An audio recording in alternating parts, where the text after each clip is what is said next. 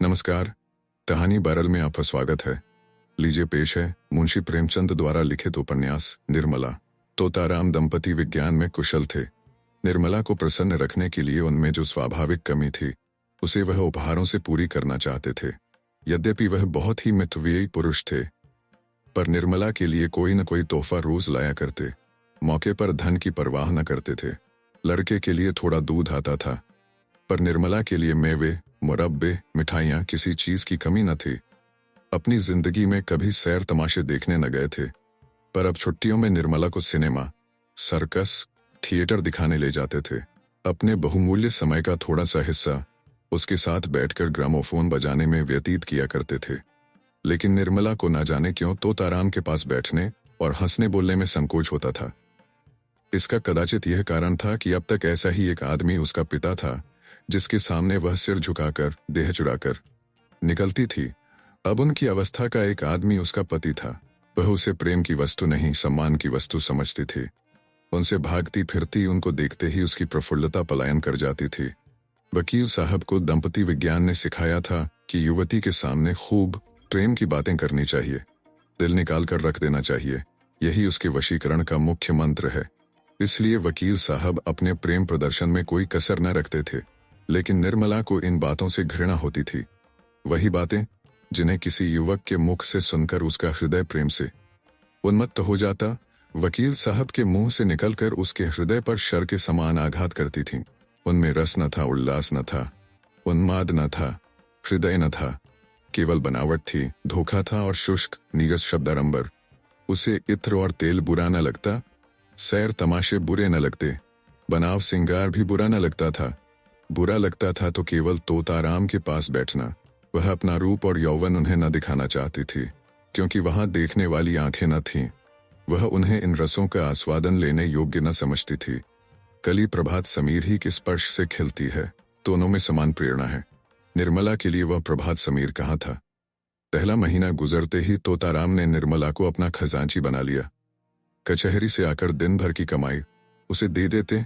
उनका ख्याल था कि निर्मला इन रुपयों को देखकर फूली न समाएगी। निर्मला बड़े शौक से इस पद का काम अंजाम देती, एक एक पैसे का हिसाब लिखती। अगर कभी रुपए कम मिलते तो पूछती आज कम क्यों हैं। गृहस्थी के संबंध में उनसे खूब बातें करती। इन्हीं बातों के लायक वह उनको समझती थी। ज्यों ही कोई विनोद की बात उनके मुंह से निकल जाती, उसका मुख मलिन हो जाता था। निर्मला जब वस्त्राभूषणों से अलंकृत होकर आईने के सामने खड़ी होती और उसमें अपने सौंदर्य की सुषमापूर्ण आभा देखती, तो उसका हृदय एक सतृष्ण कामना से तड़प उठता था। उस वक्त उसके हृदय में एक ज्वाला सी उठती। मन में आता इस घर में आग लगा दूं। अपनी माता पर क्रोध आता, पर सबसे अधिक क्रोध बेचारे निरपराध तोताराम पर आता। वह सदैव इस ताप से चला करती, पाका सवार लट्टट्र पर सवार होना कब पसंद करेगा, चाहे उसे पैदल ही क्यों न चलना पड़े। निर्मला की दशा उसी बांके सवार की सी थी। वह उस पर सवार होकर उड़ना चाहती थी, उस उल्लासमी विद्युत गति का आनंद उठाना चाहती थी। टटू के हिनहिनाने और कनौतियां खड़ी करने से क्या आशा होती।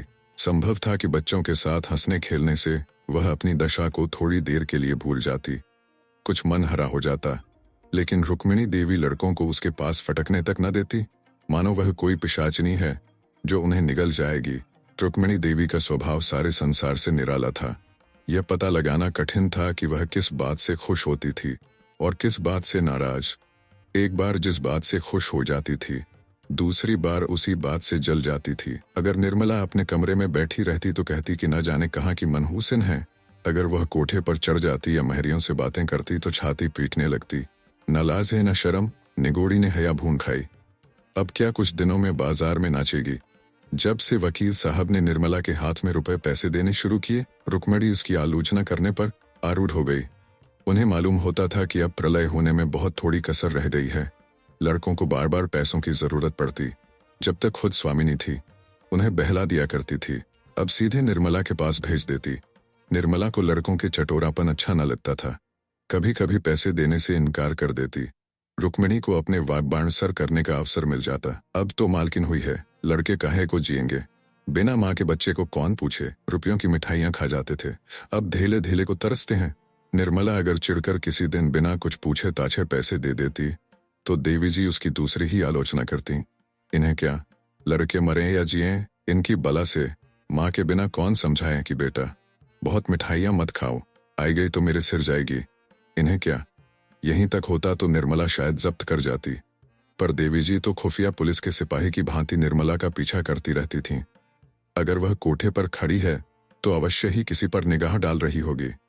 मेहरी से बातें करती है तो अवश्य ही उनकी निंदा करती होगी। बाजार से कुछ मंगवाती है तो अवश्य कोई विलास वस्तु होगी। वह बराबर उसके पत्र पढ़ने की चेष्टा किया करती, छिप छिप कर बातें सुना करती। निर्मला उनकी दोधारी तलवार से कांपती रहती थी। यहाँ तक कि उसने एक दिन पति से कहा, आप जरा जीजी को समझा दीजिए, क्यों मेरे पीछे पड़ी रहती है। तोताराम ने तेज होकर कहा, तुम्हें कुछ कहा है क्या? रोज ही कहती है, बात मुंह से निकालना मुश्किल है। अगर उन्हें इस बात की जलन हो कि यह मालकिन क्यों बनी हुई है तो आप उन्हीं को रुपए पैसे दीजिए, मुझे ना चाहिए, यही मालकिन बनी रहे। मैं तो केवल इतना चाहती हूँ कि कोई मुझे ताने महने न दिया करे। ये कहते कहते निर्मला की आंखों से आंसू बहने लगे। तोताराम को अपना प्रेम दिखाने का ये बहुत ही अच्छा मौका मिला। बोले, मैं आज ही उनकी खबर लूंगा, साफ कह दूंगा, मुंह बंद करके रहना है तो रहो, नहीं तो अपनी राह लो। इस घर की स्वामिनी वह नहीं है, तुम हो।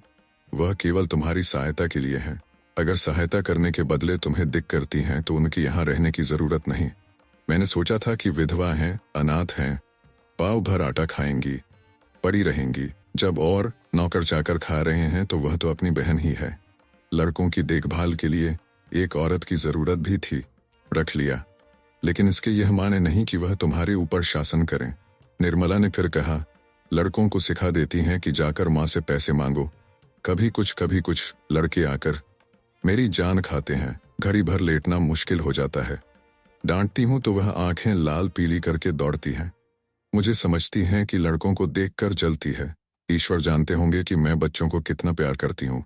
आखिर मेरे ही बच्चे तो हैं, मुझे उनसे क्यों जलन होने लगी। तोताराम क्रोध से कांप उठे। बोले, तुम्हें जो लड़का दिख करे उसे पीट दिया करो। मैं भी देखता हूँ कि लौंडे शरीर हो गए हैं। मनसाराम को तो मैं बोर्डिंग हाउस में भेज दूंगा, बाकी दोनों को तो आज ही ठीक किए देता हूँ। उस वक्त तोताराम कचहरी जा रहे थे। डांट टपट करने का मौका न था, लेकिन कचहरी से लौटते ही उन्होंने घर में रुक्मिणी से कहा, क्यों बहन, तुम्हें इस घर में रहना है या नहीं? अगर रहना है शांत होकर रहो, यह क्या कि दूसरों का रहना मुश्किल कर दो। रुक्मिणी समझ गई कि बहू ने अपना वार किया, पर वह दबने वाली औरत न थी। एक तो उम्र में बड़ी, तिस पर इसी घर की सेवा में जिंदगी काट दी थी। किसकी मजाल थी कि उन्हें बेदखल कर दे। उन्हें भाई की इस क्षुद्रता पर आश्चर्य हुआ। बोली, तो क्या लौंडी बनाकर रखोगे? लौंडी बनकर रहना है तो इस घर की लौंडी न बनूंगी। अगर तुम्हारी यह इच्छा हो कि घर में कोई आग लगा दे और मैं खड़ी देखा करूं, किसी को बेराह चलते देखो तो चुप साध लो, जो जिसके मन में आए करे, मैं मिट्टी की देवी बनी रहूं, तो यह मुझसे ना होगा। यह हुआ क्या जो तुम इतना आपे से बाहर हो रहे हो? निकल गई सारी बुद्धिमानी।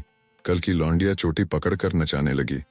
कुछ पूछना न ताछना, बस उसने तार खींचा और तुम काठ के सिपाही की तरह तलवार निकालकर खड़े हो गए। तोताराम, सुनता हूं कि तुम हमेशा खुचर निकालती रहती हो, बात बात पर ताने देती हो। अगर कुछ सीख देनी हो तो उसे प्यार से, मीठे शब्दों में देनी चाहिए। तानों से सीख मिलने के बदले उल्टा और जी चलने लगता है। रुक्मिणी, तो तुम्हारी यह मर्जी है कि किसी बात में न बोलूं, यही सही। लेकिन फिर यह न कहना कि तुम घर में बैठी थी, क्यों नहीं सलाह दी? जब मेरी बातें जहर लगती हैं तो मुझे क्या कुत्ते ने काटा है जो बोलूं? मसल है, नाटों खेती, बहुरियों घर, मैं भी देखूं। इतने में सियाराम और जियाराम स्कूल से आ गए। आते ही दोनों बुआ जी के पास जाकर खाने को मांगने लगे। रुक्मिणी ने कहा, जाकर अपनी नई अम्मा से क्यों नहीं मांगते? मुझे बोलने का हुक्म नहीं है। तोताराम, अगर तुम लोगों ने उस घर में कदम रखा तो टांग तोड़ दूंगा। बदमाशी पर कमर बांधी है। जियाराम जरा शौक था, बोला, उनको तो आप कुछ नहीं कहते, हम ही को धमकाते हैं, कभी पैसे नहीं देती। सियाराम ने इस कथन का अनुमोदन किया। कहती हैं मुझे दिक करोगे तो कान काट लूंगी। कहती हैं कि नहीं जिया? निर्मला अपने कमरे से बोली, मैंने कब कहा था कि तुम्हारे कान काट लूंगी? अभी से झूठ बोलने लगे। इतना सुनना था कि तोताराम ने सियाराम के दोनों कान पकड़कर उठा लिया। लड़का जोर से चीख मारकर रोने लगा। रुक्मिणी ने दौड़कर बच्चे को मुंशी जी के हाथ से छुड़ा लिया और बोली, बस रहने भी दो, क्या बच्चे को मार डालोगे? हाय हाय, कान लाल हो गया। सच कहा है, नई बीवी पाकर आदमी अंधा हो जाता है। अभी से यह हाल है तो इस घर के भगवान ही मालिक हैं। निर्मला अपनी विजय पर मन ही मन प्रसन्न हो रही थी, लेकिन जब मुंशी जी ने बच्चे का कान पकड़कर उठा लिया तो उससे नार आ गया। छुड़ाने को दौड़ी, पर रुक्मिणी पहले ही पहुंच गई थी। बोली, पहले आग लगा दी, अब बुझाने दौड़ी हो। जब अपने लड़के होंगे तब आंखें खुलेंगी। पराई पीर क्या जानो, निर्मला खड़े तो हैं, पूछ लो ना, मैंने क्या आग लगा दी? मैंने इतना ही कहा था कि लड़के मुझे पैसों के लिए बार बार दिक करते हैं। इसके सिवाय जो मेरे मुंह से कुछ निकला हो तो मेरी आंखें फूट जाएं। तो ताराम, मैं खुद इन लौंडों की शरारत देखा करता हूँ, अंधा थोड़े ही हूँ। तीनों जिद्दी और शरीर हो गए हैं। बड़े मियाँ को तो मैं आज ही हॉस्टल में भेजता हूँ। रुक्मिणी, अब तक तुम्हें इनकी कोई शरारत न सूझी थी, आज आंखें क्यों इतनी तेज हो गई? तो ताराम, तुम्ही ने इन्हें इतना शोक कर रखा है। रुक्मिणी, तो मैं ही विष की गांठ हूँ, मेरे ही कारण तुम्हारा घर चौपट हो रहा है। लो, मैं जाती हूँ, तुम्हारे लड़के हैं, मारो चाहे काटो, न बोलूंगी। ये कहकर वह वहां से चली गई। निर्मला बच्चे को रोते देखकर विह्वल हो उठी। उसने उसे छाती से लगा लिया और गोद में लिए हुए अपने कमरे में लाकर उसे चुमकारने लगी। लेकिन बालक और भी सिसक सिसक कर रोने लगा। उसका अबोध हृदय इस प्यार में वह मातृ स्नेह न पाता था जिससे दैव ने उसे वंचित कर दिया था। यह वात्सल्य न था, केवल दया थी। यह वह वस्तु थी जिस पर उसका कोई अधिकार न था, जो केवल भिक्षा के रूप में उसे दी जा रही थी। पिता ने पहले भी 2-1 बार मारा था जब उसकी मां जीवित थी, लेकिन तब उसकी मां उसे छाती से लगाकर रोती न थी। वह प्रसन्न होकर उससे बोलना छोड़ देती, यहाँ तक कि वह स्वयं थोड़ी ही देर के बाद कुछ भूल कर फिर माता के पास दौड़ा जाता था। शरारत के लिए सजा पाना तो उसकी समझ में आता था, लेकिन मार खाने पर चुमकारा जाना उसकी समझ में न आता था। मातृ प्रेम में कठोरता होती थी, लेकिन मृदुलता से मिली हुई इस प्रेम में करुणा थी। पर वह कठोरता न थी जो आत्मीयता का गुप्त संदेश है। स्वस्थ अंग की परवाह कौन करता है, लेकिन वही अंग जब किसी वेदना से टपकने लगता है तो उसे ठेस और धक्के से बचाने का यत्न किया चाहता है। निर्मला का करुण रोदन बालक को उसके अनाथ होने की सूचना दे रहा था। वह बड़ी देर तक निर्मला की गोद में बैठा रोता रहा और रोते रोते सो गया। निर्मला ने उसे चारपाई पर सुलाना चाहा तो बालक ने सुषुप्तावस्था में अपनी दोनों कोमल बाहें उसकी गर्दन में डाल दी और ऐसा चिपट गया मानो नीचे कुछ गड़ा हो। शंका और भय से उसका मुख विकृत हो गया। निर्मला ने फिर बालक को गोद में उठा लिया। चारपाई पर न सुला सकी। इस समय बालक को गोद में लिए हुए उसे वह तुष्टि हो रही थी जो अब तक कभी न हुई थी। आज पहली बार उसे आत्मवेदना हुई, जिसके बिना आंख नहीं खुलती, अपना कर्तव्य मार्ग नहीं समझता। वह मार्ग अब दिखाई देने लगा। उस दिन अपने प्रगाढ़ प्रणय का सबल प्रमाण देने के बाद मुंशी तोताराम को आशा हुई थी कि निर्मला के मर्मस्थल पर मेरा सिक्का जम जाएगा, लेकिन उनकी यह आशा लेश मात्र भी पूरी न हुई, बल्कि पहले तो वह कभी कभी उनसे हंसकर बोला भी करती थी। अब बच्चों ही के लालन पालन में व्यस्त रहने लगी। जब घर आते बच्चों को उसके पास बैठे पाते, कभी देखते कि उन्हें ला रही है, कभी कपड़े पहना रही है और कभी कोई कहानी कह रही है। निर्मला का त्रिषित हृदय प्रणय की ओर से निराश होकर इस अवलंब ही को गनीमत समझने लगा। बच्चों के साथ हंसने बोलने में उसकी मात्र कल्पना तृप्त होती थी। पति के साथ हंसने बोलने में उसे जो संकोच, जो अरुचि तथा जो अनिच्छा होती थी, यहाँ तक कि वह उठकर भाग जाना चाहती, उसके बदले बालकों के सच्चे सरल स्नेह से चित्त प्रसन्न हो जाता था। पहले मनसाराम उसके पास आते हुए झिझकता था, लेकिन अब कभी कभी आ बैठता। वह मानसिक विकास में 5 साल छोटा था।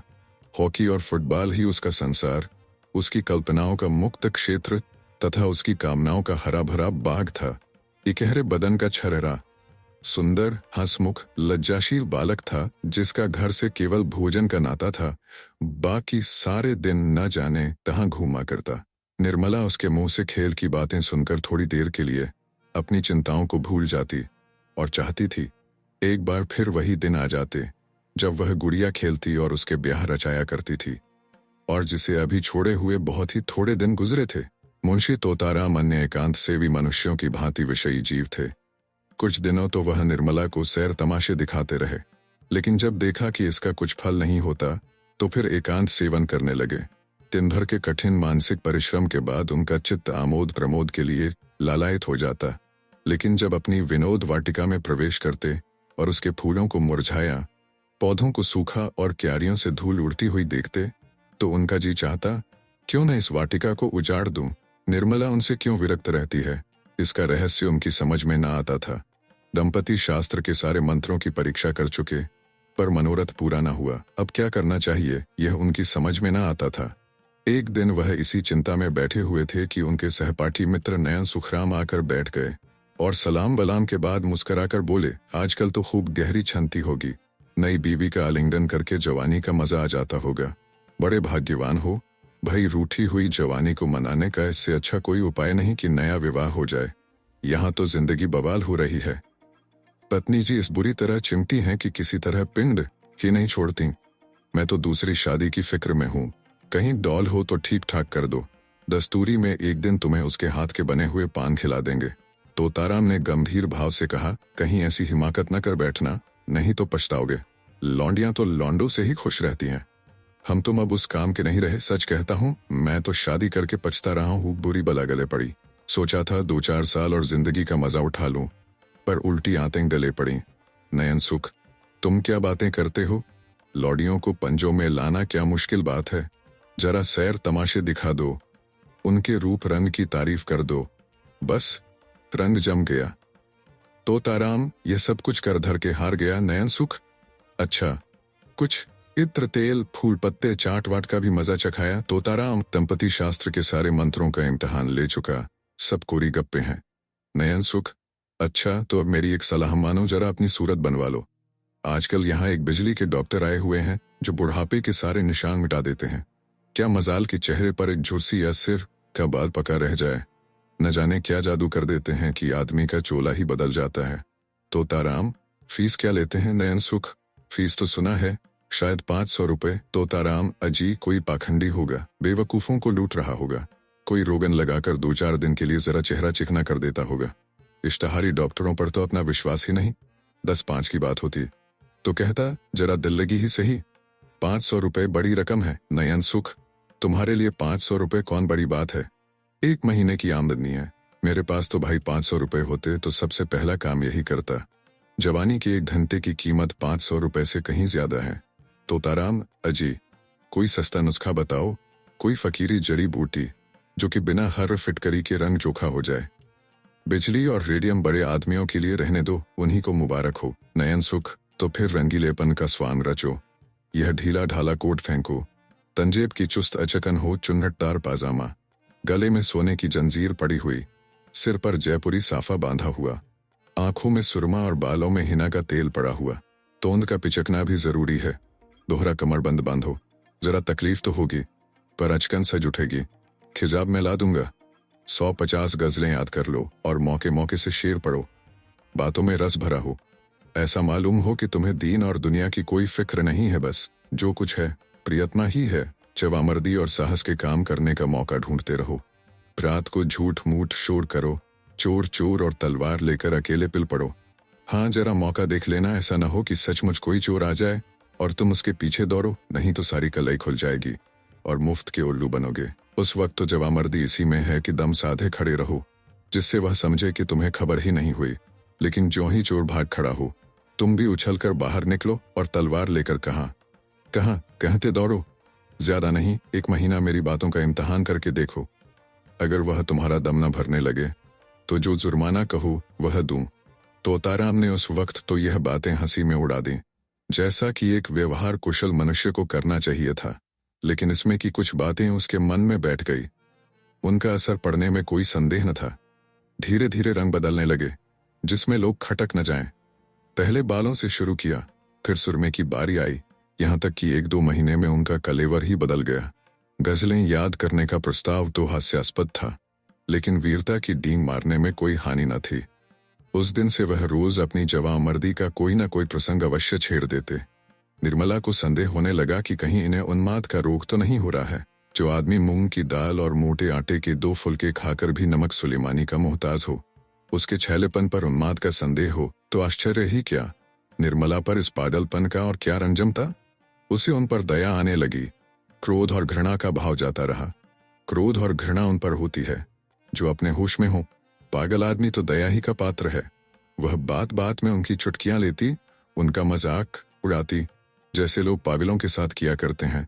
हाँ, इसका ध्यान रखती थी कि वह समझ न जाए।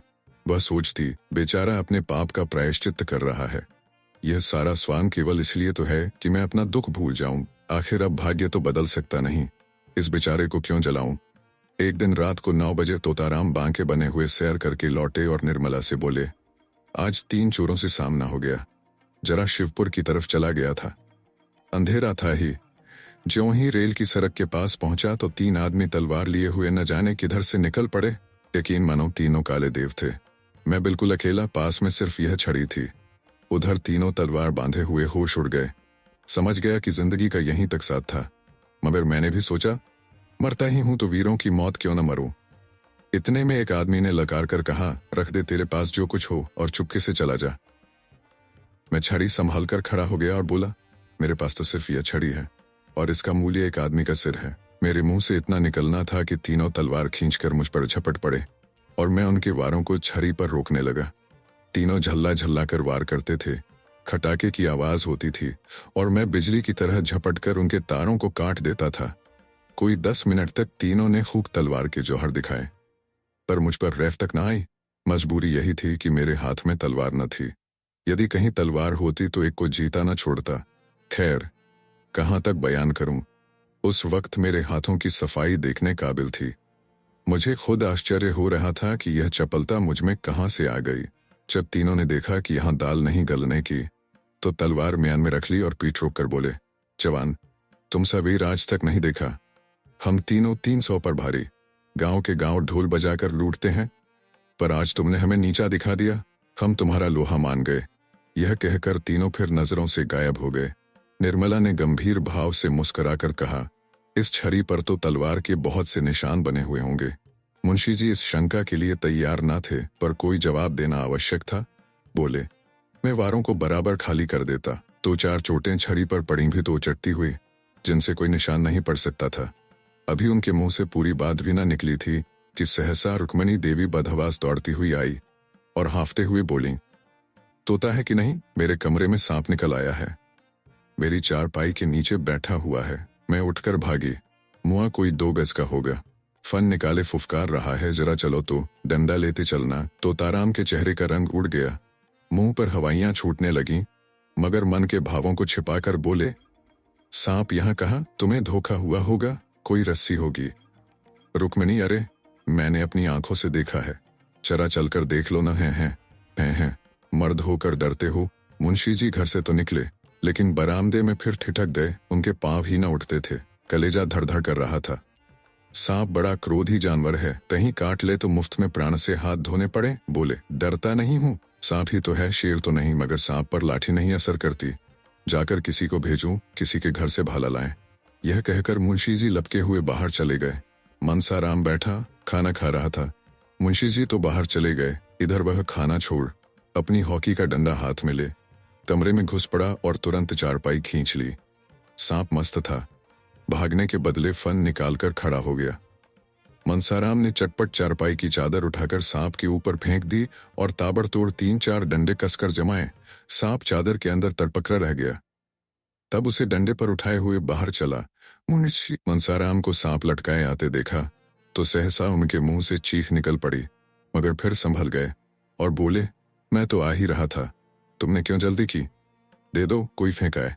यह कहकर बहादुरी के साथ रुक्मिणी के कमरे के द्वार पर जाकर खड़े हो गए और कमरे को खूब देखभाल कर मूंछों पर ताव देते हुए निर्मला के पास जाकर बोले, मैं जब तक आऊं जाऊं। मनसाराम ने मार डाला। बेसमझ लड़का डंडा लेकर दौड़ पड़ा। सांप हमेशा भाले से मारना चाहिए, यही तो लड़कों में ऐब है। मैंने ऐसे ऐसे कितने सांप मारे हैं। सांप को खिलाकर मारता हूं, कितनों ही को मुट्ठी से पकड़कर मसल दिया है। रुक्मिणी ने कहा, जाओ भी देख ली तुम्हारी मर्दानगी। मुंशी जी झेंप कर बोले, अच्छा जाओ, मैं डरपोक ही सही, तुमसे कुछ इनाम तो नहीं मांग रहा हूं। जाकर महाराज से कहो खाना निकाले। मुंशी जी तो भोजन करने गए और निर्मला द्वार के चौखट पर खड़ी सोच रही थी। भगवान, क्या इन्हें सचमुच कोई भीषण रोग हो रहा है? भगवान, क्या इन्हें सचमुच कोई भीषण रोग हो रहा है?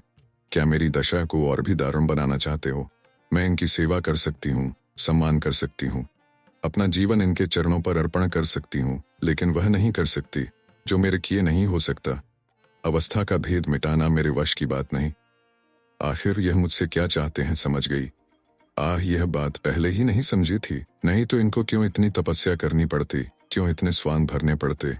उस दिन से निर्मला का रंग ढंग बदलने लगा। उसने अपने को कर्तव्य पर मिटा देने का निश्चय कर दिया। अब तक नैराश्य के संताप में उसने कर्तव्य पर ध्यान ही न दिया था। उसके हृदय में विप्लव की ज्वाला सी दहकती रहती थी, जिसकी असह्य वेदना ने उसे संज्ञाहीन सा कर रखा था। अब उस वेदना का वेग शांत होने लगा। उसे ज्ञात हुआ कि मेरे लिए जीवन का कोई आनंद नहीं। उसका स्वप्न देखकर क्यों इस जीवन को नष्ट करूं? संसार में सबके सब प्राणी सुखसेज ही पर तो नहीं सोते। मैं भी उन्हीं अभागों में से हूं। मुझे भी विधाता ने दुख की गठरी ढोने के लिए चुना है। वह बोझ सिर से उतर नहीं सकता। उसे फेंकना भी चाहूं तो नहीं फेंक सकती। उस कठिन भार से चाहे आंखों में अंधेरा छा जाए, चाहे गर्दन टूटने लगे, चाहे पैर उठाना दुस्तर हो जाए, लेकिन वह गठरी ढोनी ही पड़ेगी। उम्र भर का कैदी कहाँ तक रोएगा? रोए भी तो कौन देखता है? किसे उस पर दया आती है? रोने से काम में हर्ज होने के कारण उसे और यातनाएं ही तो सहनी पड़ती हैं। दूसरे दिन वकील साहब कचहरी से आए तो देखा निर्मला की साहस्य मूर्ति अपने कमरे के द्वार पर खड़ी है। वह अनिंद छवि देखकर उनकी आंखें तृप्त हो गई। आज बहुत दिनों के बाद उन्हें यह कमल खिला हुआ दिखलाई दिया। कमरे में एक बड़ा सा आईना दीवार में लटका हुआ था। उस पर एक पर्दा पड़ा रहता था। आज उसका पर्दा उठा हुआ था। वकील साहब ने कमरे में कदम रखा तो शीशे पर निगाह पड़ी। अपनी सूरत साफ साफ दिखाई दी। उनके हृदय में चोट सी लग गई। दिन भर के परिश्रम से मुख की कांति मलिन हो गई थी। भांति भांति के पौष्टिक पदार्थ खाने पर भी गालों की झुर्रियां साफ दिखाई दे रही थी। तोंद कसी होने पर भी किसी मुंहजोर घोड़े की भांति बाहर निकली हुई थी। आईने के ही सामने, किंतु दूसरी ओर ताकती हुई निर्मला भी खड़ी हुई थी। दोनों सूरतों में कितना अंतर था। एक रत्न जटित विशाल भवन, दूसरा टूटा फूटा खंडहर। वह उस आईने की ओर न देख सके। अपनी यह हीनावस्था उनके लिए असह्य थी। वह आईने के सामने से हट गए। उन्हें अपनी ही सूरत से घृणा होने लगी। फिर इस रूपवती कामिनी का उनसे घृणा करना कोई आश्चर्य की बात न थी। निर्मला की ओर ताकने का भी उन्हें साहस न हुआ। उसकी यह अनुपम छवि उनके हृदय का शूल बन गई। निर्मला ने कहा, आज इतनी देर कहाँ लगाई? दिन भर राह देखते देखते आंखें फूट जाती हैं। तोताराम ने खिड़की की ओर ताकते हुए जवाब दिया, मुकदमों के मारे दम मारने की छुट्टी नहीं मिलती। अभी एक मुकदमा और था, लेकिन मैं सिरदर्द है बहाना करके भाग खड़ा हुआ। निर्मला, तो क्यों इतने मुकदमे लेते हो? काम उतना ही करना चाहिए जितना आराम से हो सके।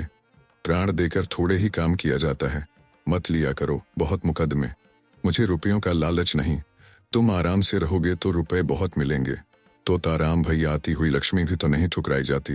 निर्मला, लक्ष्मी अगर रक्त और मांस की भेंट लेकर आती है तो उसका ना आना ही अच्छा। मैं धन की भूखी नहीं। इस वक्त मनसाराम भी स्कूल से लौटा। धूप में चलने के कारण मुख पर पसीने की बूंदें आई हुई थीं। गोरे मुखड़े पर खून की लाली दौड़ रही थी। आंखों से ज्योति सी निकलती मालूम होती थी। द्वार पर खड़ा होकर बोला, अम्मान जी, लाइए कुछ खाने को निकालिए, जरा खेलने जाना है। निर्मला जाकर गिलास में पानी लाई और एक तश्तरी में कुछ मेवे रखकर मनसाराम को दिए। मनसाराम जब खाकर चलने लगा तो निर्मला ने पूछा, कब तक आओगे? मनसाराम कह नहीं सकता। गोरों के साथ हॉकी का मैच है, पार्क यहाँ से बहुत दूर है। निर्मला, भाई जल्द आना, खाना ठंडा हो जाएगा तो कहोगे मुझे भूख नहीं है। मनसाराम ने निर्मला की ओर सरल स्नेह भाव से देखकर कहा, मुझे देर हो जाए तो समझ लीजिएगा, वहीं खा रहा हूं। मेरे लिए बैठने की जरूरत नहीं। वह चला गया तो निर्मला बोली, पहले तो घर में आते ही न थे, मुझसे बोलते शर्माते थे। किसी चीज की जरूरत होती तो बाहर से ही मंगवा भेजते। जब से मैंने बुलाकर कहा तब से आने लगे हैं। तोताराम ने कुछ चिढ़कर कहा, यह तुम्हारे पास खाने पीने की चीजें मांगने क्यों आता है? दीदी से क्यों नहीं कहता? निर्मला ने यह बात प्रशंसा पाने के लोभ से कही थी। वह ये दिखाना चाहती थी कि मैं तुम्हारे लड़कों को कितना चाहती हूँ। यह कोई बनावटी प्रेम न था। उसे लड़कों से सचमुच स्नेह था। उसके चरित्र में अभी तक बाल भाव ही प्रधान था। उसमें वही उत्सुकता, वही चंचलता, वही विनोद प्रियता विद्यमान थी और बालकों के साथ उसकी बालवृत्तियां प्रस्फुटित होती थीं। पत्नी सुलभ ईर्ष्या अभी तक उसके मन में उदय नहीं हुई थी, लेकिन पति के प्रसन्न होने के बदले नाक भौं सिकुड़ने का आशय न समझकर बोली, मैं क्या जानूं, उनसे क्यों नहीं मांगते? मेरे पास आते हैं तो दुत्कार नहीं देती। अगर ऐसा करूं तो यही होगा कि यह लड़कों को देखकर जलती है। मुंशी जी ने इसका कुछ जवाब न दिया, लेकिन आज उन्होंने मुवक्किलों से बातें नहीं की। सीधे मनसाराम के पास गए और उसका इम्तिहान लेने लगे। यह जीवन में पहला ही अवसर था कि इन्होंने मनसाराम या किसी लड़के की शिक्षोन्नति के विषय में इतनी दिलचस्पी दिखाई हो। उन्हें अपने काम से सिर उठाने की फुर्सत ही न मिलती थी। उन्हें इन विषयों को पढ़े हुए 40 वर्ष के लगभग हो गए थे। तब से उनकी ओर आंख तक न उठाई थी। वह कानूनी पुस्तकों और पत्रों के सिवाय और कुछ पढ़ते ही न थे, इसका समय ही न मिलता। पर आज उन्हीं विषयों में मनसाराम की परीक्षा लेने लगे। मनसाराम जहीन था और इसके साथ ही मेहनती भी था। खेल में भी टीम का कैप्टन होने पर भी वह क्लास में प्रथम रहता था। जिस पाठ को एक बार देख लेता, पत्थर की लकीर हो जाती थी। मुंशी जी को उतावली में ऐसे मार्मिक प्रश्न तो सूझे नहीं, जिनके उत्तर देने में चतुर लड़के को भी कुछ सोचना पड़ता, और ऊपरी प्रश्नों को मनसाराम ने चुटकियों में उड़ा दिया। कोई सिपाही अपने शत्रु पर वार खाली जाते देखकर जैसे झल्ला झल्ला कर और भी तेजी से वार करता है, उसी भांति मनसाराम के जवाबों को सुन सुनकर वकील साहब भी झल्लाते थे। वह कोई ऐसा प्रश्न करना चाहते थे जिसका जवाब मनसाराम से न बन पड़े। देखना चाहते थे कि इसका कमजोर पहलू कहाँ है। यह देखकर अब उन्हें संतोष न हो सकता था कि वह क्या करता है। वह यह देखना चाहते थे कि यह क्या नहीं कर सकता। कोई अभ्यस्त परीक्षक मनसाराम की कमजोरियों को आसानी से दिखा देता, पर वकील साहब अपनी आधी शताब्दी की भूली हुई शिक्षा के आधार पर इतने सफल कैसे होते। अंत में उन्हें अपना गुस्सा उतारने के लिए कोई बहाना न मिला तो बोले, मैं देखता हूं तुम सारे दिन इधर उधर मटर गश्ती किया करते हो। मैं तुम्हारे चरित्र को तुम्हारी बुद्धि से बढ़कर समझता हूं, और तुम्हारा यूं आवारा घूमना मुझे कभी गवारा नहीं हो सकता। मनसाराम ने निर्भीकता से कहा, मैं शाम को 1 घंटा खेलने के लिए जाने के सिवाय दिन भर कहीं नहीं जाता। आप अम्मा या बुआजी से पूछ लें, मुझे खुद इस तरह घूमना पसंद नहीं। हाँ, खेलने के लिए हेडमास्टर साहब आग्रह करके बुलाते हैं तो मजबूरन जाना पड़ता है। अगर आपको मेरा खेलने जाना पसंद नहीं है तो कल से न जाऊंगा। मुंशी जी ने देखा कि बातें दूसरे ही रुख पर जा रही हैं, तो तीव्र स्वर में बोले, मुझे इस बात का इत्मीनान क्यों कर हो कि खेलने के सिवा कहीं नहीं घूमने जाते। मैं बराबर शिकायतें सुनता हूँ। मनसाराम ने उत्तेजित होकर कहा, किन महाशय ने आपसे यह शिकायत की है? जरा मैं भी तो सुने। वकील कोई भी हो, इससे तुम्हें कोई मतलब नहीं। तुम्हें इतना विश्वास होना चाहिए कि मैं झूठा आक्षेप नहीं करता। मनसाराम, अगर मेरे सामने कोई आकर कह दे कि मैंने इन्हें कहीं घूमते देखा है तो मुंह न दिखाऊं। वकील, किसी को ऐसी क्या गरज पड़ी है कि तुम्हारे मुंह पर तुम्हारी शिकायत करे और तुमसे बैर मोड़ ले। तुम अपने 2-4 साथियों को लेकर उसके घर की खपरेल फोड़ते, फिर वो मुझसे इस किस्म की शिकायत एक आदमी ने नहीं कई आदमियों ने की है, और कोई वजह नहीं है कि मैं अपने दोस्तों की बात पर विश्वास न करूं। मैं चाहता हूं कि तुम स्कूल ही में रहा करो। मनसाराम ने मुंह गिराकर कहा, मुझे वहां रहने में कोई आपत्ति नहीं है, जब से कहिए चला जाऊं। वकील, तुमने मुंह क्यों लटका लिया? क्या वहां रहना अच्छा नहीं लगता? ऐसा मालूम होता है मानो वहां जाने के भय से तुम्हारी नानी मरी जा रही है। आखिर बात क्या है? वहां तुम्हें क्या तकलीफ होगी? मनसाराम छात्रालय में रहने के लिए उत्सुक नहीं था, लेकिन जब मुंशी जी ने यह बात कह दी और इसका कारण पूछा, सो वह अपनी झेप मिटाने के लिए प्रसन्नचित्त होकर बोला, मुंह क्यों लटकाऊं? मेरे लिए जैसे घर वैसे बोर्डिंग हाउस। तकलीफ भी कोई नहीं, और हो भी तो उसे सह सकता हूं। मैं कल से चला जाऊंगा। हाँ, अगर जगह न खाली हुई तो मजबूरी है। मुंशी जी वकील थे, समझ गए कि यह लौंडा कोई ऐसा बहाना ढूंढ रहा है जिससे इसे वहां जाना न पड़े और कोई इल्जाम भी सिर पर न आए। बोले, सब लड़कों के लिए जगह है, तुम्हारे ही लिए जगह न होगी। मनसाराम, कितने ही लड़कों को जगह नहीं मिली और वे बाहर किराए के मकानों में पड़े हुए हैं। अभी बोर्डिंग हाउस में एक लड़के का नाम कट गया था तो 50 अर्जियां उस जगह के लिए आई थीं। वकील साहब ने ज्यादा तर्क वितर्क करना उचित नहीं समझा। मनसाराम को कल तैयार रहने की आज्ञा देकर अपनी बग्घी तैयार कराई और सैर करने चले गए। इधर कुछ दिनों से वह शाम को प्राय सैर करने चले जाया करते थे। किसी अनुभवी प्राणी ने बतलाया था कि दीर्घ जीवन के लिए इससे बढ़कर कोई मंत्र नहीं है। उनके जाने के बाद मनसाराम आकर रुक्मिणी से बोला, बुआ जी, बाबूजी ने मुझे कल से स्कूल में रहने को कहा है। रुक्मिणी ने विस्मित होकर पूछा, क्यों? मनसाराम, मैं क्या जानूं। कहने लगे कि तुम यहाँ आवारों की तरह इधर उधर फिरा करते हो। रुक्मिणी, तूने कहा नहीं कि मैं कहीं नहीं जाता। मनसाराम, कहा क्यों नहीं, मगर वह माने भी। रुक्मिणी, तुम्हारी नई अम्मान जी की कृपा होगी और क्या। मनसाराम, नहीं बुआ जी, मुझे उन पर संदेह नहीं है। वह बेचारी भूल से भी कभी कुछ नहीं कहती। कोई चीज मांगने जाता हूं तो तुरंत उठाकर दे देती है। रुक्मिणी, तू यह त्रिया चरित्र क्या जाने, यह उन्हीं की लगाई हुई आग है। देख, मैं जाकर पूछती हूँ। रुक्मिणी झल्लाई हुई निर्मला के पास जा पहुंची। उसे आड़े हाथों लेने का, कांटों में घसीटने का, तानों से छेदने का, रुलाने का सुअवसर वह हाथ से न जाने देती थी। निर्मला उनका आदर करती थी, उनसे दबती थी, उनकी बातों का जवाब तक न देती थी। वह चाहती थी कि यह सिखावन की बातें कहें जहां मैं भूलूं वहां सुधारें, सब कामों की देख रेख करती रहें, पर रुक्मिणी उससे तनी ही रहती थी। निर्मला चारपाई से उठकर बोली, आइए दीदी बैठिए। रुक्मिणी ने खड़े खड़े कहा, मैं पूछती हूँ क्या तुम सबको घर से निकालकर अकेले ही रहना चाहती हो? निर्मला ने कातर भाव से कहा, क्या हुआ दीदी जी, मैंने तो किसी से कुछ नहीं कहा। रुक्मिणी, मनसाराम को घर से निकाले देती हो, तिस पर कहती हो मैंने तो किसी से कुछ नहीं कहा। क्या तुमसे इतना भी देखा नहीं जाता? निर्मला, दीदी जी, तुम्हारे चरणों को छूकर कहती हूँ, मुझे कुछ नहीं मालूम, मेरी आंखें फूट जाएं अगर उसके विषय में मुंह तक खोला हो। रुक्मिणी, क्यों व्यर्थ कस्में खाती हो? अब तक तोताराम कभी लड़के से नहीं बोलते थे। एक हफ्ते के लिए मनसाराम ननिहाल चला गया था तो इतने घबराए कि खुद जाकर लिवा लाए। अब इसी मनसाराम को घर से निकालकर स्कूल में रखे देते हैं। अगर लड़के का बाल भी बांका हुआ तो तुम जानोगी। वह कभी बाहर नहीं रहा, उसे न खाने की सुध रहती है न पहनने की, जहां बैठता वहीं सो जाता है। कहने को तो जवान हो गया पर स्वभाव बालकों सा है।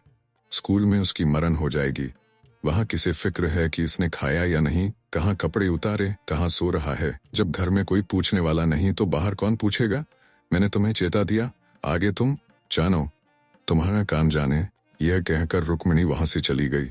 वकील साहब सैर करके लौटे तो निर्मला ने तुरंत यह विषय छेड़ दिया।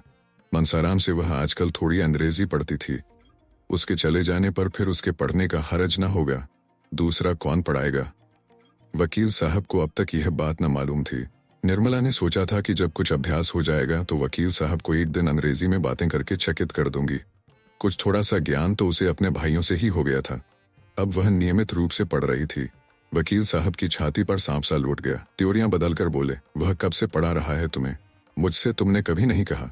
निर्मला ने उनका यह रूप केवल एक बार देखा था, जब उन्होंने सियाराम को मारते मारते बेदम कर दिया था। वही रूप और भी विकराल बनकर आज उसे फिर दिखाई दिया। सहमति हुई, बोली, उनके पढ़ने में तो इससे कोई हरज नहीं होता। मैं उसी वक्त उनसे पढ़ती हूँ जब उन्हें फुर्सत रहती है। पूछ लेती हूँ कि तुम्हारा हरज होता हो तो जाओ। बहुधा जब वह खेलने जाने लगते हैं तो 10 मिनट के लिए रोक लेती हूँ। मैं खुद चाहती हूँ कि उनका नुकसान ना हो। बात कुछ न थी, मगर वकील साहब हताश सा होकर चारपाई पर गिर पड़े और माथे पर हाथ रखकर चिंता में मगन हो गए। उन्होंने जितना समझा था बात उससे कहीं अधिक बढ़ गई थी। उन्हें अपने ऊपर क्रोध आया कि मैंने पहले ही क्यों न इस लौंडे को बाहर रखने का प्रबंध किया। आजकल जो ये महारानी इतनी खुश दिखाई देती है, इसका रहस्य अब समझ में आया। पहले कभी कमरा इतना सजाया न रहता था, बनाव चनाव भी न करती थी, पर अब देखता हूँ काया पलट सी हो गई है। जी में तो आया कि इसी वक्त चलकर मनसाराम को निकाल दें, लेकिन प्रौढ़ बुद्धि ने समझाया कि इस अवसर पर क्रोध की जरूरत नहीं, कहीं इसने भांप लिया तो गजब ही हो जाएगा। हाँ, जरा इसके मनोभावों को टटोलना चाहिए। बोले, यह तो मैं जानता हूं कि तुम्हें 2-4 मिनट पढ़ाने से उसका हरज नहीं होता, लेकिन आवारा लड़का है, अपना काम न करने का उसे एक बहाना तो मिल जाता है। कल अगर फेल हो गया तो साफ कह देगा, मैं तो दिन भर पढ़ाता रहता था, मैं तुम्हारे लिए कोई मिस नौकर रख दूंगा, कुछ ज्यादा खर्च ना होगा। तुमने मुझसे पहले कहा ही नहीं। वह तुम्हें भला क्या पढ़ाता होगा, 2-4 शब्द बताकर भाग जाता होगा। इस तरह तो तुम्हें कुछ भी ना आएगा। निर्मला ने तुरंत इस आक्षेप का खंडन किया, नहीं, यह बात तो नहीं। वह मुझे दिल लगाकर पढ़ाते हैं और उनकी शैली भी कुछ ऐसी है कि पढ़ने में मन लगता है। आप एक दिन जरा उनका समझाना देखिए। मैं तो समझती हूँ कि मिस इतने ध्यान से न पढ़ाएगी। मुंशी जी अपनी प्रश्न कुशलता पर मूंछों पर ताव देते हुए बोले, दिन में एक ही बार पढ़ाता हूँ या कई बार? निर्मला अब भी इन प्रश्नों का आशय न समझी, बोली, पहले तो शाम ही को पढ़ा देते थे, अब कई दिनों से एक बार आकर लिखना भी देख लेते हैं। वह तो कहते हैं कि मैं अपनी क्लास में सबसे अच्छा हूँ। अभी परीक्षा में इन्हीं को प्रथम स्थान मिला था। फिर आप कैसे समझते हैं कि उनका पढ़ने में जी नहीं लगता? मैं इसलिए और भी कहती हूँ कि दीदी समझेंगी, इसी ने यह आग लगाई है। मुफ्त में मुझे ताने सुनने पड़ेंगे। अभी जरा ही देर हुई, धमका कर गई हैं। मुंशी जी ने दिल में कहा, खूब समझता हूँ, तुम कल की छोकरी होकर मुझे चराने चली, दीदी का सहारा लेकर अपना मतलब पूरा करना चाहती हैं। बोले, मैं नहीं समझता, बोर्डिंग का नाम सुनकर क्यों लांडे की नानी मरती है और लड़के खुश होते हैं कि अब अपने दोस्तों में रहेंगे, यह उल्टे रो रहा है। अभी कुछ दिन पहले तक यह दिल लगाकर पढ़ता था। यह उसी मेहनत का नतीजा है कि अपनी क्लास में सबसे अच्छा है, लेकिन इधर कुछ दिनों से इसे सैर सपाटे का चस्का पड़ चला है। अगर अभी से रोकथाम न की गई तो पीछे करते धरते न बन पड़ेगा। तुम्हारे लिए मैं एक मिस रख दूंगा। दूसरे दिन मुंशी जी प्रातःकाल कपड़े लत्ते पहनकर बाहर निकले। दीवान खाने में कई मुवक्किल बैठे हुए थे। इनमें एक राजा साहब भी थे, जिनसे मुंशी जी को कई हजार सालाना मेहनताना मिलता था। मगर मुंशी जी उन्हें वहीं बैठे छोड़ 10 मिनट में आने का वादा करके बग्घी पर बैठकर स्कूल के हेडमास्टर के यहाँ जा पहुंचे। हेडमास्टर साहब बड़े सज्जन पुरुष थे।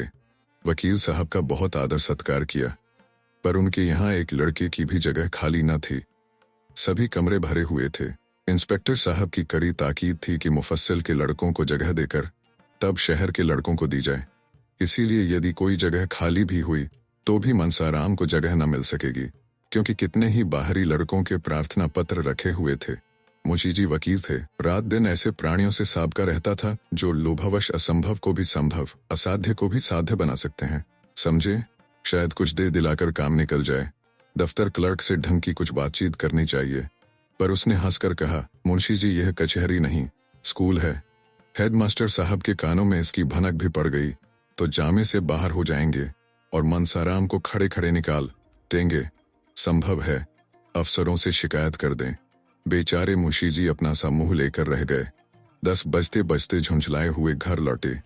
मनसाराम उसी वक्त घर से स्कूल जाने को निकला। मुंशी ने कठोर नेत्रों से उसे देखा, मानो वह उनका शत्रु हो, और घर में चले गए। इसके बाद 10-12 दिनों तक वकील साहब का यही नियम रहा कि कभी सुबह कभी शाम किसी न किसी स्कूल के हेडमास्टर से मिलते और मनसाराम को बोर्डिंग हाउस में दाखिल करने की चेष्टा करते। पर किसी स्कूल में जगह न थी। सभी जगहों से कोरा जवाब मिल गया। अब 2 ही उपाय थे, या तो मनसाराम को अलग किराए के मकान में रख दिया जाए या किसी दूसरे स्कूल में भर्ती करा दिया जाए। ये दोनों बातें आसान थीं। मुफस्सिल के स्कूलों में जगह अक्सर खाली रहती थी, लेकिन अब मुंशी जी का शंकित हृदय कुछ शांत हो गया था। उस दिन से उन्होंने मनसाराम को कभी घर में जाते न देखा, यहाँ तक कि अब वह खेलने भी न जाता था। स्कूल जाने के पहले और आने के बाद बराबर अपने कमरे में बैठा रहता। गर्मी के दिन थे, खुले हुए मैदान में भी देह से पसीने की धारें निकलती थीं, लेकिन मनसाराम अपने कमरे से बाहर न निकलता। उसका आत्माभिमान आवारपन के आक्षेप से मुक्त होने के लिए विकल हो रहा था। वह अपने आचरण से इस कलंक को मिटा देना चाहता था। एक दिन मुंशी जी बैठे भोजन कर रहे थे कि मनसाराम भी नहाकर खाने आया। मुंशी जी ने इधर उसे महीनों से नंगे बदन न देखा था। आज उस पर निगाह पड़ी तो होश उड़ गए। हड्डियों का ढांचा सामने खड़ा था। मुख पर अब भी ब्रह्मचर्य का तेज था, पर देह घुलकर कांटा हो गई थी। पूछा, आजकल तुम्हारी तबीयत अच्छी नहीं है क्या? इतने दुर्बल क्यों हो? मनसाराम ने धोती ओढ़कर कहा, तबीयत तो बिल्कुल अच्छी है। मुंशी जी, फिर इतने दुर्बल क्यों हो? मनसाराम, दुर्बल तो नहीं हूँ, मैं इससे ज्यादा मोटा कब था? मुंशी जी, वाह, आधी देह भी नहीं रही और कहते हो मैं दुर्बल नहीं हूँ। क्यों दीदी? ये ऐसा ही था। रुक्मिणी आंगन में खरी तुलसी को जल चढ़ा रही थी, बोली दुबला क्यों होगा? अब तो बहुत अच्छी तरह लालन पालन हो रहा है। मैं गंवारिन थी, लड़कों को खिलाना पिलाना नहीं जानती थी। खोमचा खिलाकर इनकी आदत बिगाड़ देती थी। अब तो एक पढ़ी लिखी गृहस्थी के कामों में चतुर औरत पान की तरह फेर रही है ना। दुबला हो उसका दुश्मन। मुंशी जी, दीदी तुम बड़ा अन्याय करती हो। तुमसे किसने कहा कि लड़कों को बिगाड़ रही हो? जो काम दूसरों के किए ना हो सके वह तुम्हें खुद करने चाहिए। यह नहीं कि घर से कोई नाता ना रखो। जो अभी खुद लड़की है वह लड़कों की देख रेख क्या करेगी? यह तुम्हारा काम है। रुक्मिणी जब तक अपना समझती थी करती थी, जब तुमने गैर समझ लिया तो मुझे क्या पड़ी है कि मैं तुम्हारे गले से छिप लूं? पूछो, कै दिन से दूध नहीं पिया? जाके कमरे में देख आओ। नाश्ते के लिए जो मिठाई भेजी गई थी वह पड़ी सड़ रही है। मालकिन समझती हैं मैंने तो खाने का सामान रख दिया, कोई न खाए तो क्या मैं मुंह में डाल दूं? तो भैया, इस तरह वे लड़के पलते होंगे जिन्होंने कभी लाड़ प्यार का सुख नहीं देखा। तुम्हारे लड़के बराबर पान की तरह फेरे जाते रहे हैं। अब अनाथों की तरह रहकर सुखी नहीं रह सकते। मैं तो बात साफ कहती हूँ, बुरा मान कर ही कोई क्या कर लेगा। उस पर सुनती हूँ कि लड़के को स्कूल में रखने का प्रबंध कर रहे हो। बेचारे को घर में आने तक की मनाही है। मेरे पास आते भी डरता है, और फिर मेरे पास रखा ही क्या रहता है जो जाकर खिलाऊंगी। इतने में मनसाराम 2 फुलके खाकर उठ खड़ा हुआ। मुंशी जी ने पूछा, क्या तुम खा चुके? अभी बैठे 1 मिनट से ज्यादा नहीं हुआ। तुमने खाया क्या? 2 ही फुलके तो लिए थे। मनसाराम ने सकुचाते हुए कहा, दाल और तरकारी भी तो थी। ज्यादा खा जाता हूं तो गला जलने लगता है, खट्टी डकारें आने लगती हैं। मुंशी जी भोजन करके उठे तो बहुत चिंतित थे। अगर यूं ही दुबला होता गया तो उसे कोई भयंकर रोग पकड़ लेगा। उन्हें रुक्मिणी पर इस समय बहुत क्रोध आ रहा था। उन्हें यही जलन है कि मैं घर की मालकिन नहीं हूं। यह नहीं समझती कि मुझे घर की मालकिन बनने का क्या अधिकार है। जिसे रुपया का हिसाब तक नहीं आता, वह घर की स्वामिनी कैसे हो सकती है। बनी तो थीं साल भर तक मालकिन, एक पाई की बचत न होती थी। इस आमदनी में रूपकला 200-250 रुपए बचा लेती थी। इनके राज में वही आमदनी खर्च को भी पूरी न पड़ती थी। कोई बात नहीं, लाड प्यार ने इन लड़कों को चौपट कर दिया। इतने बड़े बड़े लड़कों को इसकी क्या जरूरत कि जब कोई खिलाए तो खाएं। इन्हें तो खुद अपनी फिक्र करनी चाहिए। मुंशी जी दिन भर उसी उधेड़ बुन में पड़े रहे। 2-4 मित्रों से भी जिक्र किया। लोगों ने कहा उसके खेल कूद में बाधा न डालिए, अभी से उसे कैद न कीजिए। खुली हवा में चरित्र के भ्रष्ट होने की उससे कम संभावना है जितना बंद कमरे में। कुसंगत से जरूर बचाइए, मगर यह नहीं कि उसे घर से निकलने ही न दीजिए। युवावस्था में एकांतवास चरित्र के लिए बहुत ही हानिकारक है। मुंशी जी को अब अपनी गलती मालूम हुई। घर लौटकर मनसाराम के पास गए। वह अभी स्कूल से आया था और बिना कपड़े उतारे एक किताब सामने खोलकर सामने खिड़की की ओर ताक रहा था। उसकी दृष्टि एक भिखारिन पर लगी हुई थी जो अपने बालक को गोद में लिए भिक्षा मांग रही थी। बालक माता की गोद में बैठा ऐसा प्रसन्न था मानो वह किसी राज सिंहासन पर बैठा हो। मनसाराम उस बालक को देखकर रो पड़ा। यह बालक क्या मुझसे अधिक सुखी नहीं है? इस अनंत विश्व में ऐसी कौन सी वस्तु है जिसे वह इस गोद के बदले पाकर प्रसन्न हो? ईश्वर भी ऐसी वस्तु की सृष्टि नहीं कर सकते। ईश्वर ऐसे बालकों को जन्म ही क्यों देते हो जिनके भाग्य में मातृवियोग का दुख भोगना बदा है? आज मुझसे अभागा संसार में और कौन है जिसे मेरे खाने पीने की, मरने जीने की सुध है? अगर मैं आज मर भी जाऊं तो किसके दिल को चोट लगेगी? पिता को अब मुझे रुलाने में मजा आता है। वह मेरी सूरत भी नहीं देखना चाहते। मुझे घर से निकाल देने की तैयारियां हो रही हैं। आह माता, तुम्हारा लाडला बेटा आज आवारा कहाँ जा रहा है? वही पिताजी जिनके हाथ में तुमने हम तीनों भाइयों के हाथ पकड़ाए थे, आज मुझे आवारा और बदमाश कह रहे हैं। मैं इस योग्य भी नहीं कि इस घर में रह सकूं। यह सोचते सोचते मनसाराम अपार वेदना से फूट फूट कर रोने लगा। उसी समय तोताराम कमरे में आकर खड़े हो गए। मनसाराम ने चटपट आंसू पोंछ डाले और सिर झुकाकर खड़ा हो गया। मुंशी जी ने शायद पहली बार उसके कमरे में कदम रखा था। मनसाराम का दिल धर धर करने लगा कि देखें आज क्या आफत आती है। मुंशी जी ने उसे रोते देखा तो एक क्षण के लिए उनका वात्सल्य घोर निद्रा से चौंक पड़ा। घबराकर बोले, क्यों रोते क्यों हो बेटा? किसी ने कुछ कहा है? मनसाराम ने बड़ी मुश्किल से उमड़ते हुए आंसुओं को रोककर कहा, जी नहीं, रोता तो नहीं हूं। मुंशी जी, तुम्हारी अम्मा ने तो कुछ नहीं कहा। मनसाराम जी नहीं, वह तो मुझसे बोलती ही नहीं। मुंशी जी, क्या करूं बेटा?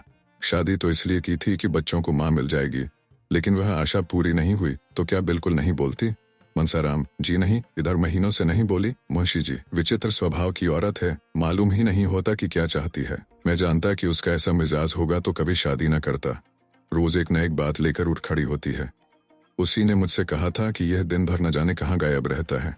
मैं उसके दिल की बात क्या जानता था? समझा, तुम कुसंगत में पढ़कर शायद दिन भर घूमा करते हो।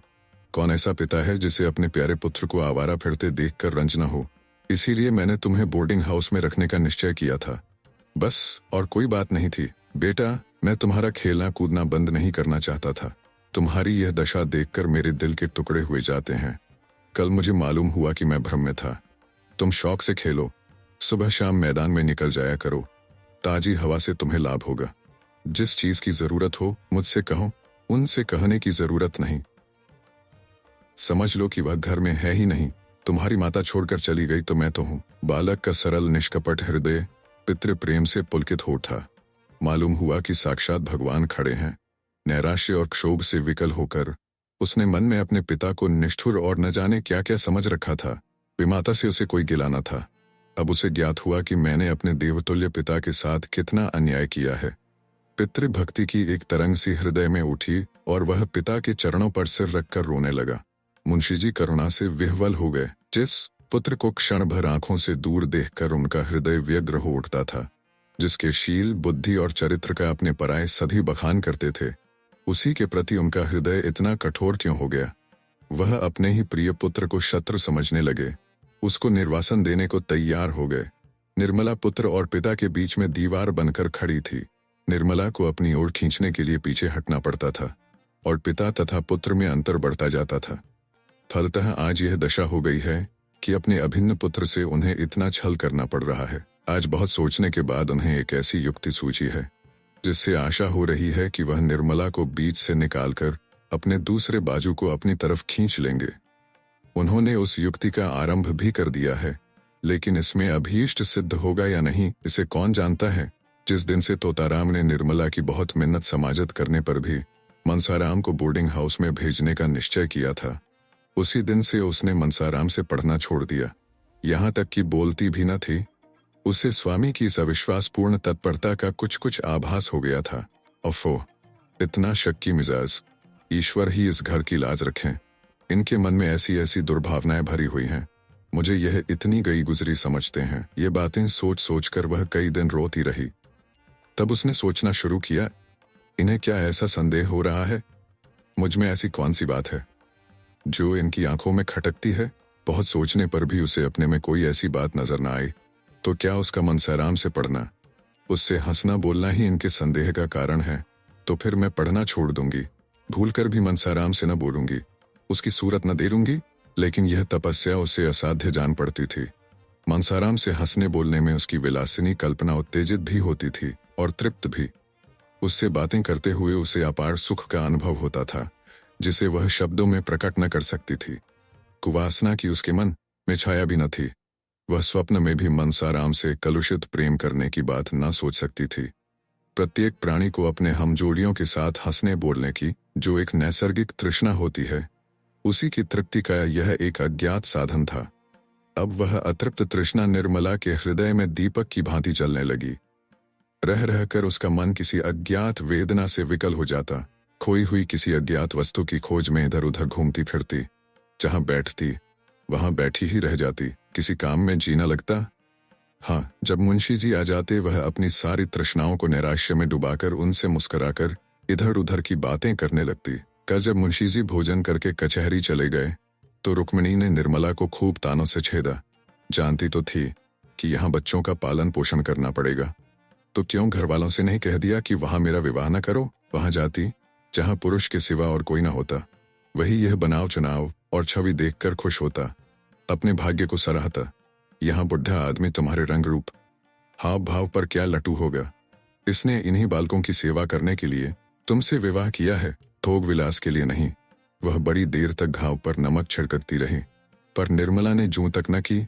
वह अपनी सफाई तो पेश करना चाहती थी, पर न कर सकती थी। अगर कहे कि मैं वही कर रही हूँ जो मेरे स्वामी की इच्छा है, तो घर का भांडा फूटता है। अगर वह अपनी भूल स्वीकार करके उसका सुधार करती है, तो भय है कि उसका न जाने क्या परिणाम हो। वह यूं बड़ी स्पष्टवादिनी थी। सत्य कहने में उसे संकोच या भय न होता था, लेकिन इस नाजुक मौके पर उसे चुप्पी साधनी पड़ी। इसके सिवा दूसरा उपाय न था। वह देखती थी कि मनसाराम बहुत विरक्त और उदास रहता है। यह भी देखती थी कि वह दिन दिन दुर्बल होता जाता है, लेकिन उसकी वाणी और कर्म दोनों ही पर मोहर लगी हुई थी।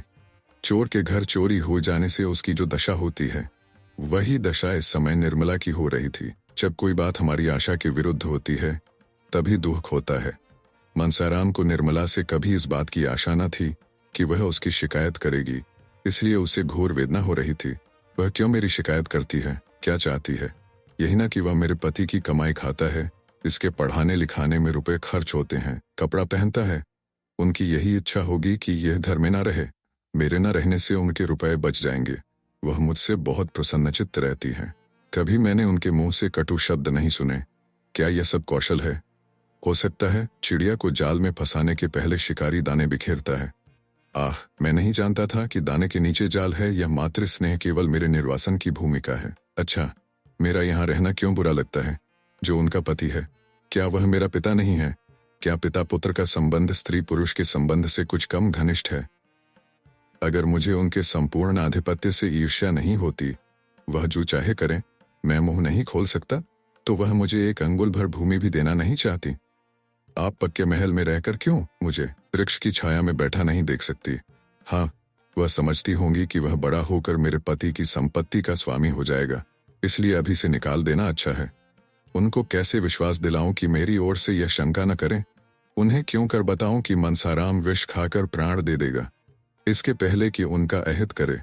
उसे चाहे कितनी ही कठिनाइयां सहनी पड़ें, वह उनके हृदय का शूल न बनेगा। यूं तो पिताजी ने मुझे जन्म दिया है और अब भी मुझ पर उनका स्नेह कम नहीं है, लेकिन क्या मैं इतना भी नहीं जानता कि जिस दिन पिताजी ने उनसे विवाह किया, उसी दिन उन्होंने हमें अपने हृदय से बाहर निकाल दिया। अब हम अनाथों की भांति यहाँ पड़े रह सकते हैं। इस घर पर हमारा कोई अधिकार नहीं है। कदाचित पूर्व संस्कारों के कारण यहाँ अन्य अनाथों से हमारी दशा कुछ अच्छी है, पर हैं अनाथ ही। हम उसी दिन अनाथ हुए जिस दिन अम्मान जी परलोक सिधारी। जो कुछ कसर रह गई थी वह इस विवाह ने पूरी कर दी। मैं तो खुद पहले इनसे विशेष संबंध न रखता था। अगर उन्हीं दिनों पिताजी से मेरी शिकायत की होती तो शायद मुझे इतना दुख ना होता। मैं तो उसे आघात के लिए तैयार बैठा था। संसार में क्या मैं मजदूरी भी नहीं कर सकता? लेकिन बुरे वक्त में इन्होंने चोट की। इनसे पशु भी आदमी को गाफिल पाकर ही चोट करते हैं, इसीलिए मेरी आवभगत होती थी। खाना खाने के लिए उठने में जरा भी देर हो जाती थी तो बुलावे पर बुलावे आते थे। जलपान के लिए प्रातः हलवा बनाया जाता था। बार बार पूछा जाता था रुपयों की जरूरत तो नहीं है, इसीलिए वह 100 रुपयों की घड़ी मंगवाई थी। मगर क्या इन्हें कोई दूसरी शिकायत न सूझी जो मुझे आवारा कहा? आखिर उन्होंने मेरी क्या आवारगी देखी? ये कह सकती थी कि इसका मन पढ़ने लिखने में नहीं लगता, एक न एक चीज के लिए नित्य रुपए मांगता रहता है। यही एक बात उन्हें क्यों सूझी? शायद इसीलिए कि यही सबसे कठोर आघात है जो वह मुझ पर कर सकती है। पहली ही बार इन्होंने मुझे पर अग्निबाण चला दिया, जिससे कहीं शरण नहीं। इसीलिए न कि वह पिता की नजरों से गिर जाए। मुझे बोर्डिंग हाउस में रखने का तो एक बहाना था। उद्देश्य यह था कि इसे दूध की मक्खी की तरह निकाल दिया जाए। 2-4 महीने के बाद खर्च वर्च देना बंद कर दिया जाए, फिर चाहे मरे या जिए। अगर मैं जानता कि यह प्रेरणा इनकी ओर से हुई है तो कहीं जगह न रहने पर भी जगह निकाल लेता। नौकरों की कोठरियों में तो जगह मिल जाती, बरामदे में पड़े रहने के लिए बहुत जगह मिल जाती। खैर, अब सवेरा है। जब स्नेह नहीं रहा तो केवल पेट भरने के लिए यहाँ पड़े रहना बेहियाई है। यह अब मेरा घर नहीं। इसी घर में पैदा हुआ, यहीं खेला हूं, पर यह अब मेरा नहीं। पिताजी भी मेरे पिता नहीं है। मैं उनका पुत्र हूं, पर वह मेरे पिता नहीं है।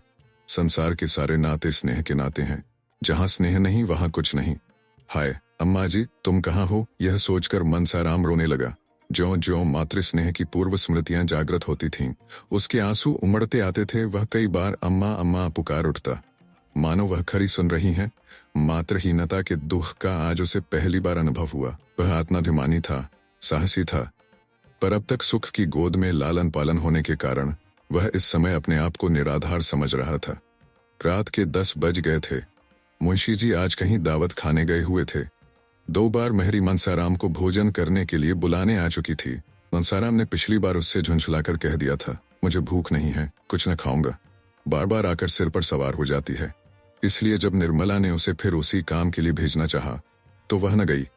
बोली, बहू जी, वह मेरे बुलाने से न आवेंगे। निर्मला आएंगे क्यों नहीं, जाकर कह दे खाना ठंडा हुआ जाता है।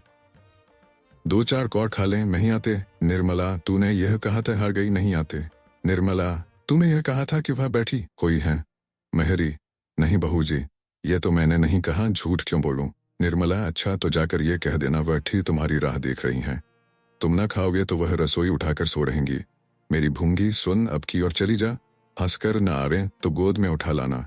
भूंगी नाक भौं से कोड़ते गई, पर एक ही क्षण में आकर बोली, अरे बहू जी, वह तो रो रहे हैं, किसी ने कुछ कहा है क्या? निर्मला इस तरह चौंक कर उठी और 2-3 पग आगे चली मानो किसी माता ने अपने बेटे के कुएं में गिर पड़ने की खबर पाई हो। फिर वह ठिठक गई और भूंगी से बोली, रो रहे हैं? तूने पूछा नहीं क्यों रो रहे हैं? भूंगी, नहीं बहू जी, यह तो मैंने नहीं पूछा। झूठ क्यों बोलूं, वह रो रहे हैं। इस निस्तब्ध रात्रि में अकेले बैठे हुए वह रो रहे हैं। माता की याद आई होगी, कैसे जाकर उन्हें समझाऊं? हाय, कैसे समझाऊं? यहाँ तो छींकते नाक कटती है। ईश्वर तुम साक्षी हो, अगर मैंने उन्हें भूल से भी कुछ कहा हो तो वह मेरे आगे आए। मैं क्या करूं? वह दिल में समझते होंगे कि इसी ने पिताजी से मेरी शिकायत की होगी। कैसे विश्वास दिलाऊं कि मैंने कभी तुम्हारे विरुद्ध एक शब्द भी मुंह से नहीं निकाला? अगर मैं ऐसे देवकुमार, किसी चरित्र रखने वाले युवक का बुरा चेतूं तो मुझसे बढ़कर राक्षसी संसार में न होगी। निर्मला देखती थी कि मनसाराम का स्वास्थ्य दिन दिन बिगड़ता जाता है। वह दिन दिन दुर्बल होता जाता है। उसके मुख की निर्मल कांति दिन दिन मलिन होती जाती है। उसका साहस वदन संकुचित होता जाता है। इसका कारण भी उसे छिपाना था, पर वह इस विषय में अपने स्वामी से कुछ न कह सकती थी। यह सब देख देख कर उसका हृदय विदीर्ण होता रहता था, पर उसकी जबान न खुल सकती थी। वह कभी कभी मन में झुंझलाती कि मनसाराम क्यों जरा सी बात पर इतना क्षोभ करता है? क्या इनके आवारा कहने से वह आवारा हो गया? मेरी और बात है, एक जरा सा शक मेरा सर्वनाश कर सकता है, पर उसे ऐसी बातों की इतनी क्या परवाह? उसके जी में प्रबल इच्छा हुई कि चलकर उन्हें चुप कराऊं और लाकर खाना खिला दूं। बेचारे रात भर भूखे पड़े रहेंगे। हाय, मैं इस उपद्रव की जड़ हूं। मेरे आने से पहले इस घर में शांति का राज्य था। पिता बालकों पर जान देता था, बालक पिता को प्यार करते थे। मेरे आते ही सारी बाधाएं आ खड़ी हुई। इनका अंत क्या होगा भगवान ही जाने। भगवान मुझे मौत भी नहीं देते। बेचारा अकेले भूखों पड़ा है। उस वक्त भी मुंह जूठा करके उठ गया था, और उसका आहार ही क्या है? जितना वह खाता है उतना तो 1-2 साल के बच्चे खा जाते हैं। निर्मला चली, पति की इच्छा के विरुद्ध चली। जो नाते में उसका पुत्र होता था, उसी को मनाने जाते उसका हृदय कांप रहा था। उसने पहले रुक्मिणी के कमरे की ओर देखा। वह भोजन करके बेखबर सो रही थी। फिर बाहर कमरे की ओर गई। वह सन्नाटा था। मुंशी अभी न आए थे। यह सब देखभाल कर वह मनसाराम के कमरे के सामने जा पहुंची। कमरा हुआ हुआ था। मनसाराम एक पुस्तक सामने रखे मेज पर सिर झुकाए बैठा हुआ था, मानो शोक और चिंता की सजीव मूर्ति हो। निर्मला ने पुकारना चाहा, पर उसके कंठ से आवाज न निकली। सहसा मनसाराम ने सिर उठाकर द्वार की ओर देखा। निर्मला को देखकर अंधेरे में पहचान न सका। चौंक कर बोला, कौन? निर्मला ने कांपते हुए स्वर में कहा, मैं हूं। भोजन करने क्यों नहीं चल रहे हो? कितनी रात गई? मनसाराम ने मुंह फेर कर कहा, मुझे भूख नहीं है। निर्मला, यह तो मैं 3 बार भूंगी से सुन चुकी हूं। मनसाराम, तो चौथी बार मेरे मुंह से सुन लीजिए। निर्मला, शाम को भी तो कुछ नहीं खाया था, भूख क्यों नहीं लगी? मनसाराम ने व्यंग्य की हंसी हंसकर कहा, बहुत भूख लगेगी तो आएगा। कहां से? यह कहते कहते मनसाराम ने कमरे का द्वार बंद करना चाहा, लेकिन निर्मला किवाड़ों को हटाकर कमरे में चली आई और मनसाराम का हाथ पकड़ सजल नेत्रों से विनय मधुर स्वर में बोली, मेरे कहने से चलकर थोड़ा सा खा लो। तुम न खाओगे तो मैं भी जाकर सो रहूंगी। 2 ही कौड़ खा लेना। क्या मुझे रात भर भूखों मारना चाहते हो? मनसाराम सोच में पड़ गया। अभी भोजन नहीं किया, मेरे ही इंतजार में बैठी रहीं। ये स्नेह, वात्सल्य और विनय की देवी हैं या ईर्ष्या और अमंगल की मायाविनी मूर्ति? उसे अपनी माता का स्मरण हो आया। जब वह रूठ जाता था तो वे भी इसी तरह मनाने आ जाया करती थीं, और जब तक वह न जाता था वहां से न उठती थीं। वह इस विनय को अस्वीकार न कर सका। बोला, मेरे लिए आपको इतना कष्ट हुआ, इसका मुझे खेद है। मैं जानता कि आप मेरे इंतजार में भूखी बैठी हैं तो तभी खाया होता। निर्मला ने तिरस्कार भाव से कहा, यह तुम कैसे समझ सकते थे कि तुम भूखे रहोगे और मैं खाकर सो रहूंगी? क्या विमाता का नाता होने से ही मैं ऐसी स्वार्थनी हो जाऊंगी? सहसा मर्दाने कमरे में मुंशी जी के खांसने की आवाज आई। ऐसा मालूम हुआ कि वह मनसाराम के कमरे की ओर आ रहे हैं। निर्मला के चेहरे का रंग उड़ गया। वह तुरंत कमरे से निकल रही और भीतर जाने का मौका न पाकर कठोर स्वर में बोली, मैं लौंडी नहीं हूं कि इतनी रात तक किसी के लिए रसोई के द्वार पर बैठी रहूं, जिसे न खाना हो वह पहले ही कह दिया करे। मुंशी जी ने निर्मला को वहां खड़े देखा। यह अनर्थ, यह यहाँ क्या कर रही हो? निर्मला ने कर्कश स्वर में कहा, कर क्या रही हूं? अपने भाग्य को रो रही हूं, बस। सारी बुराइयों की जड़ मैं ही हूं। कोई इधर रूठा है, कोई उधर मुंह फुलाए खड़ा है। किस किस को मनाऊं और कहां तक मनाऊं? मुंशी जी कुछ चकित होकर बोले, बात क्या है? निर्मला, भोजन करने नहीं जाते और क्या बात है? 10 दफे मेहरी को भेजी, आखिर आप दौड़ी आई। इन्हें तो इतना कह देना आसान है, मुझे भूख नहीं है। यहाँ तो घर भर की लौंडी हूँ, सारी दुनिया मुंह में कालिक पोतने को तैयार, किसी को भूख न हो। पर कहने वालों को यह कहने से कौन रोकेगा कि पिशाचिनी किसी को खाना नहीं देती? मुंशी जी ने मनसाराम से कहा, खाना क्यों नहीं खा लेते जी? जानते हो क्या वक्त है? मनसाराम स्तब्ध सा खड़ा था। उसके सामने एक ऐसा रहस्य हो रहा था जिसका मर्म वह कुछ भी न समझ सकता था। जिन नेत्रों में एक क्षण पहले विनय के आंसू भरे हुए थे, उनमें अकस्मात ईर्ष्या की ज्वाला कहां से आ गई? जिन अधरों से एक क्षण पहले सुधा वृष्टि हो रही थी, उनमें से विष प्रवाह क्यों होने लगा? उसी अर्ध चेतना की दशा में बोला, मुझे भूख नहीं है। मुंशी जी ने गुड़क कर कहा, क्यों भूख नहीं है? भूख नहीं थी तो शाम को क्यों न कहला दिया? तुम्हारी भूख के इंतजार में कौन सारी रात बैठा रहे? तुम में पहले तो यह आदत न थी, रूठना कब से सीख लिया? जाकर खा लो। मनसाराम, जी नहीं, मुझे जरा भी भूख नहीं है। तोताराम ने दांत पीसकर कहा, अच्छी बात है, जब भूख लगे तब खाना। यह कहते हुए वह अंदर चले गए। निर्मला भी उनके पीछे ही चली गई। मुंशी जी तो लेटने चले गए।